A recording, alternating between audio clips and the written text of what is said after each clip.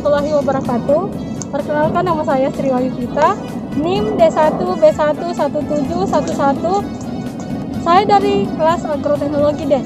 Baik, di sini saya akan melakukan praktikum mengenai mata kuliah teknologi budidaya tanaman pada lahan suboptimal. Silakan ikuti video saya.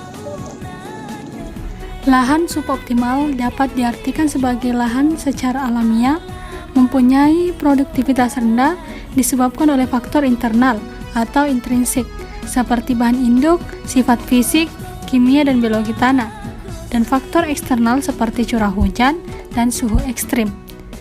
Lahan suboptimal dapat dikelompokkan menjadi 4 tipologi, yaitu lahan kering masam, lahan kering iklim kering, lahan rawa pasang surut, lahan rawa lebak, dan lahan gambut.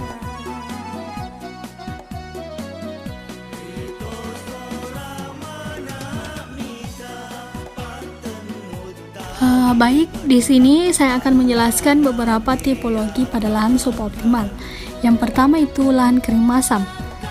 Lahan kering masam adalah lahan kering yang mempunyai reaksi tanah masam pada pH kurang dari 5. Lahan yang banyak dimanfaatkan di Indonesia untuk pertanian adalah lahan kering masam. Maksudnya, lahan kering dengan pH tanah kurang dari 7. Dengan karakteristik lahan kering masam yaitu dijumpai pada ordo tanah yang telah mengalami perkembangan tanah lanjut atau tanah muda, serta tanah dari bahan induk seperti batu kapur, sedimen, volka tua dengan kejenuhan basa rendah kurang 50% atau distrik, dan regen kelembapan tanah udik atau curah hujan lebih besar dari 22.000 mm per tahun. Selanjutnya, pendekatan manajemen. Pendekatan yang dapat dilakukan pada lahan kering masam yaitu dengan teknologi pengayaan unsur P dan K, teknik pemberian kapur untuk mengatasi kemasaman tanah dan keracunan aluminium, teknologi konservasi tanah berupa sistem olah tanah konservasi, pemanfaatan mulsa, konservasi secara vegetatif. Sementara untuk pengolahan air di lahan kering, terdapat teknik panen hujan dan aliran permukaan, teknologi irigasi dan parit, serta teknologi konservasi air. Selanjutnya, praktek manajemen. Praktek atau solusi yang dapat dilakukan pada lahan ini yaitu pemberian pupuk organik. Diketahui bahwa pupuk organik dapat meningkatkan kesuburan tanah. Pupuk organik yang digunakan adalah seperti pupuk hijau, kotoran ternak, bagas, dan sebagainya. Langkah berikutnya yaitu dengan pencegahan erosi. Pada dasarnya, pentingnya pencegahan erosi terhadap lahan, terutama pada lahan yang curam. Berikut usaha yang dapat dilakukan untuk mencegah erosi yaitu dengan membuat guludan tegak lurus arah kontur sehingga alir limpasan bisa mengalir lebih cepat.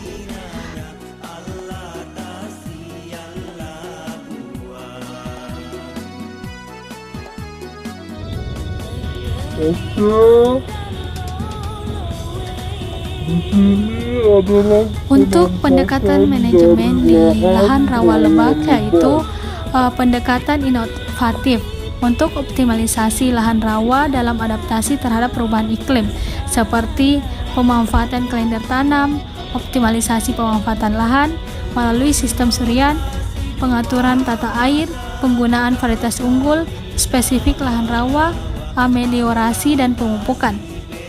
Selanjutnya praktek manajemen. Praktek manajemen itu melalui masalah biofisik lahan yang sering muncul pada lahan lebak, terjadinya kekeringan pada musim kemarau dan kebanjiran pada musim penghujan.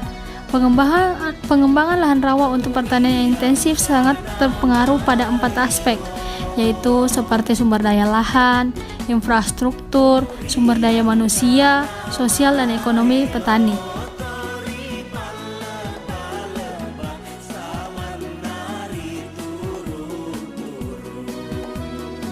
Oke, baik, sekarang saya sedang berada di lahan rawa pasang surut. Di sini merupakan lahan terakhir dari ketiga lahan sebelumnya, di mana lahan sebelumnya itu lahan kering masam dan lahan yang kedua yaitu lahan rawa lebat, dan lahan yang terakhir itu lahan rawa pasang surut. Lahan pasang surut memiliki beberapa masalah, seperti produktivitas masih rendah, lahan potensial masih luas, indeks pertanaman masih rendah, lahan terdegradasi yang potensial masih luas. Pola produksi bahan pangan di lahan pasang surut bersifat komplementer dengan pola produksi bahan pangan di Pulau Jawa. Kompetensi pemanfaatan lahan untuk tujuan non-pertanian relatif rendah, serta tersedianya teknologi produksi berbagai komoditas. Maka dari itu, pentingnya pendekatan manajemen. Pendekatan manajemen itu sendiri dapat dilakukan yaitu dengan optimalisasi sifat fisik kimia dan mikrobiologi tanah yang dibarengi dengan optimalisasi pengolahan sumber daya air agar efektif dan lebih efisien. Baiklah, itulah tadi praktikum mandiri yang dapat saya sampaikan. Semoga dapat memberikan manfaat untuk kita semua. Lebih dan kurangnya saya mohon maaf. Wabillahi taufiq wal hidayah. Wassalamualaikum warahmatullahi wabarakatuh.